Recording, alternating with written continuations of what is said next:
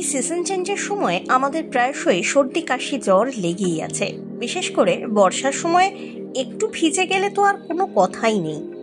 এই বর্তমান ঋতু পরিবর্তনের সময় ছোট থেকে বড় প্রত্যেকেরই ঘাম এবং বৃষ্টির জলে ভিজে জ্বর সর্দি কাশি হচ্ছে এবং তা কিছুতেই সারতে চাইছে না। কিন্তু বিশেষ কিছু নিয়ম মেনে চললেই এই সমস্যা থেকে চটজলদি প্রতিকার পেতে পারেন। আর এই বিষয় নিয়ে আজকে আমাদের জানাচ্ছেন বিশিষ্ট মেডিসিন বিশেষজ্ঞ ডক্টর শুদ্ধসত্য চট্টোপাধ্যায়। নমস্কার, আমি ডাক্তার শুদ্ধসত্য চট্টোপাধ্যায়। আমি পেশায় মেডিসিন বিশেষজ্ঞ। আমি একটি প্রাইভেট হসপিটালের সঙ্গে কলকাতায় অ্যাটাচ আছি। আজকে যে সমস্যা নিয়ে আপনাদের সঙ্গে আলোচনা করব সেটা হচ্ছে এই যে সময়টার মধ্যে দিয়ে আমরা যাচ্ছি, এটাকে আমরা বলি একটা সিজন চেঞ্জের সময়। একটা প্রচণ্ড গরম একটা সময় তৈরি হয়েছিল। সেই প্রচণ্ড গরম থেকে আমরা আস্তে আস্তে একটা বর্ষার মধ্যে এলাম এবং এখন বর্ষাটা একটা স্থিতিশীল জায়গায় রয়েছে। কিন্তু এই বর্ষার প্রকৃতিটা কিন্তু আগে যে আমাদের অনেক বছর আগে যখন আমরা অনেক কম বয়সে ছিলাম, মানে 20-25 বছর আগে যে বর্ষা ছিল বা একটা নির্দিষ্ট সময়ের ব্যবধানে একটার পর একটা ঋতু পর পর আসতো, সেই ধরন কিন্তু নেই। যেদিনকে ধরুন কোনো কারণে হয়তো রৌদ্রোজ্জ্বল দিন হচ্ছে, সেদিনকে কিন্তু প্রচণ্ড রৌদ্র হচ্ছে, প্রচণ্ড ঘাম। কারণ হিউমিডিটি আমাদের এখানে একটা বৈশিষ্ট্য, যে জিনিসটা কিন্তু মানে আমাদের উত্তর ভারতে যেমন ধরুন রাজস্থান, হরিয়ানা এই সমস্ত জায়গায় কিন্তু এগুলো দেখা যায় না, উত্তরপ্রদেশ সেসব জায়গায় কিন্তু আর্দ্রতার পরিমাণ কম থাকে। আমাদের এখানে যেহেতু আমরা সমুদ্রের খুব কাছে থাকি, আমাদের বায়ুতে আর্দ্রতার পরিমাণ অনেকটা বেশি, যার জন্য আমাদের ঘাম হয়। এবার ঘামটা কি শুধু ঘাম? না, ঘামটা কিন্তু শুধু ঘাম নয়। ঘামে জলের সাথে যেটা একটা জিনিস বেরিয়ে যায়, সেটা একটা খুব ইম্পর্টেন্ট আমাদের, সেটা হচ্ছে লবণ, বিভিন্ন রকমের খনিজ পদার্থ। এই খনিজ পদার্থগুলো কিন্তু আমাদের প্রতিটি কোষের মধ্যে বিভিন্ন ধরনের যে রাসায়নিক যে সমস্ত স্টেবিলাইজেশন বলি আমরা, যে সমস্ত রাসায়নিক ক্রিয়া প্রক্রিয়াগুলো হয়, সেগুলোকে কিন্তু কন্ট্রোল করে। তাই কোনো কারণে আমাদের শরীরে যদি বেশি পরিমাণে ঘাম বেরিয়ে যায়, তখন কিন্তু সেই শরীরের কোষগুলোতে কখনো লবণের ঘাটতি হয়, বা কখনো আমরা বলি জল যদি বেশি বেরোয় লবণের থেকে, তখন আমরা বলি লবণের ঘনত্ব বা আপেক্ষিক ঘনত্ব বেড়ে গেল। এই দুটোই কিন্তু ভুল বা এই দুটোই কিন্তু খারাপ। তার কারণ যে মুহূর্তে আমার শরীরের এই একটা স্ট্যান্ডার্ড জিনিসের তারতম্য হচ্ছে, তখন বডিতে দুটো মেকানিজম হয়। এক নম্বর হচ্ছে এই যে ক্রিয়া প্রতিক্রিয়াগুলো যেগুলো এই খনিজ এবং জল কন্ট্রোল করে, সেগুলোতে সমস্যা হয়, সেগুলো ঠিক মতো হতে চায় না।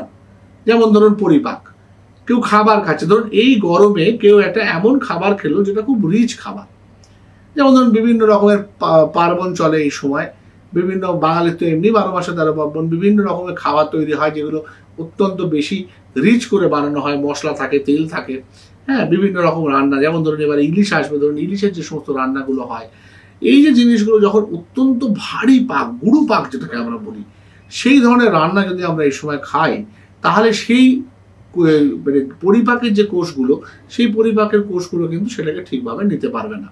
তখন আমার শরীরে ইনডাইজেশন হবে, যার ফলে আমার একদিকে অ্যাসিডিটি হতে পারে, অন্যদিকে গ্যাস তৈরি হতে পারে, বা অন্যদিকে পটির সমস্যা হতে পারে, শরীরে একটা অদ্ভুত গরম ফিল হতে পারে, শরীর গরম হয়ে যেতে পারে। কারণ হাই ক্যালোরি, তেল মানে হচ্ছে হাই ক্যালোরি, সেটা যখন অ্যাবজর্ব হচ্ছে বডিতে, একদিকে আমার শরীরে লবণের তারতম্য হচ্ছে, জলের তারতম্য হচ্ছে, অন্যদিকে অয়েল ঢুকছে, আরো বেশি ক্যালোরি তৈরি হচ্ছে, আমার শরীর আরো হিট হয়ে যাচ্ছে, আরো বেশি করে আমার শরীর থেকে জল এবং লবণ বেরিয়ে যাচ্ছে।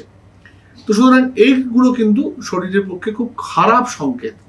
এই জায়গাগুলোতে কিন্তু মানুষের মধ্যে যেটা হতে পারে, সেটা অনেক সময় হিট স্ট্রোক হতে পারে, অনেক সময় ডিহাইড্রেশন হতে পারে।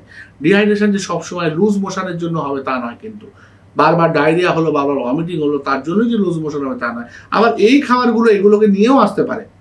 এই খাবারগুলো অতিরিক্ত সেবনের ফলে সেই সময় ভমিটিং হতে পারে, ভমিটিং এর ফলে অনেক খনিজ পদার্থ লস হতে পারে, ডায়রিয়া হতে পারে, ডায়রিয়া দিয়েও খনিজ পদার্থ এবং জল লস হতে পারে।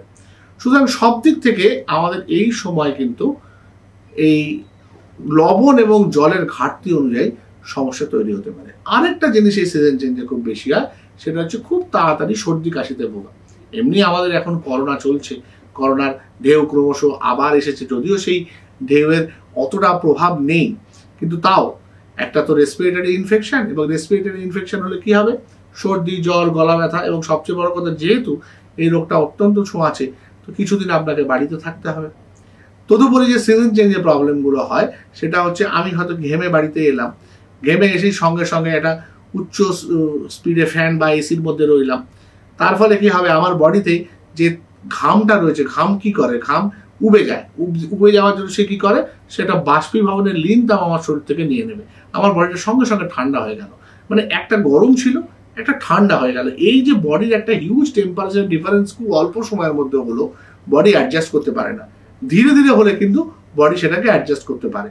বডির ভেতরে টেম্পারেচার থাকে 37 ডিগ্রি, সে তার মধ্যে নিজেকে অ্যাডজাস্ট করতে থাকে, যার জন্য সে বাইরে 55 টেম্পারেচার, যেমন ধরুন পাকিস্তানের যোগো বাবাদে হয় 55 ডিগ্রি অব্দি চলে যায়, আবার আমাদের এখানে অনেক সময় কমে গিয়ে 15-14 এতটাও শীতকালে নেমে যায়, কিন্তু এটা ধীরে ধীরে হওয়ার জন্য বডি সেটাতে অ্যাডজাস্ট করতে পারে। কিন্তু যদি হট করে হয় তখন বডির ইমিউনিটি কম্প্রোমাইজ হয় এবং সেই সময় বাইরের ব্যাকটেরিয়া ভাইরাস যেগুলো আমাদের নর্মাল শ্বাস প্রশ্বাসের মধ্যে দিয়ে নিয়মিত ভেতরে আসা যাওয়া করছে, তারা কিন্তু ইনফেক্ট করে ফেলে, তারা কিন্তু গলার যে শ্বাসনালী যে জায়গাগুলোতে যে সমস্ত কোষ আছে সেগুলোর মধ্যে এবং বসে গিয়ে নিজের বংশ বিস্তার করে, অর্থাৎ কিনা আমাদেরকে ইনফেক্টেড করে ফেলে। সুতরাং এই সময় সর্দি কাশি জ্বর গলা ব্যথা ইভেন শ্বাসকষ্ট যেটাকে আমরা অ্যাসমা বলি, অ্যাসমা কিন্তু অনেকগুলো কারণে হয়, একটা হচ্ছে এই অ্যালার্জি, বিভিন্ন ধরনের অ্যালার্জি, আরেকটা হচ্ছে পোলেন গ্রেন ধরনের জিনিসগুলো যেগুলো পরাগ হয়, ফুলের পরাগ বা বিভিন্ন ধরনের যেহেতু বৃষ্টির সময় অনেক জিনিস ধুলো ময়লা কিন্তু মেঘের মধ্যে জমে থাকা জিনিসগুলো কিন্তু আস্তে আস্তে ধূলিকণা নেমে আসে, অনেক সময় এই জিনিসগুলো থেকেও কিন্তু অ্যাজমার অ্যাটাক আসতে পারে এই সময়, যার জন্য দেখা যায় শীতের 3 মাস এবং বর্ষার 3 মাস এই সময়টা আমরা একটু বেশি পরিমাণে ইনহেলার নিতে বলি আমাদের রোগীদের।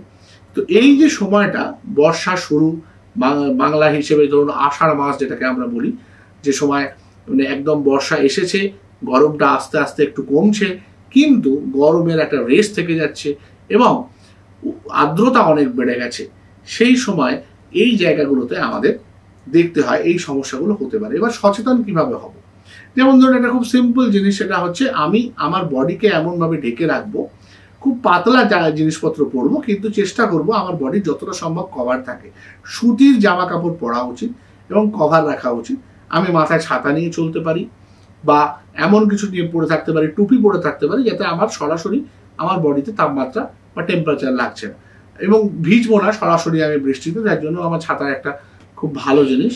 আমি যখনই একটু অসুস্থ বোধ করবো, সে যদি আমি বাইক চালাই অনেকক্ষণ ধরে, আমি একটু গাছের ছায়া দাঁড়িয়ে যাব, গাছের ছায়া দাঁড়িয়ে একটু রেস্ট নেবো, প্রচুর জল খাবো।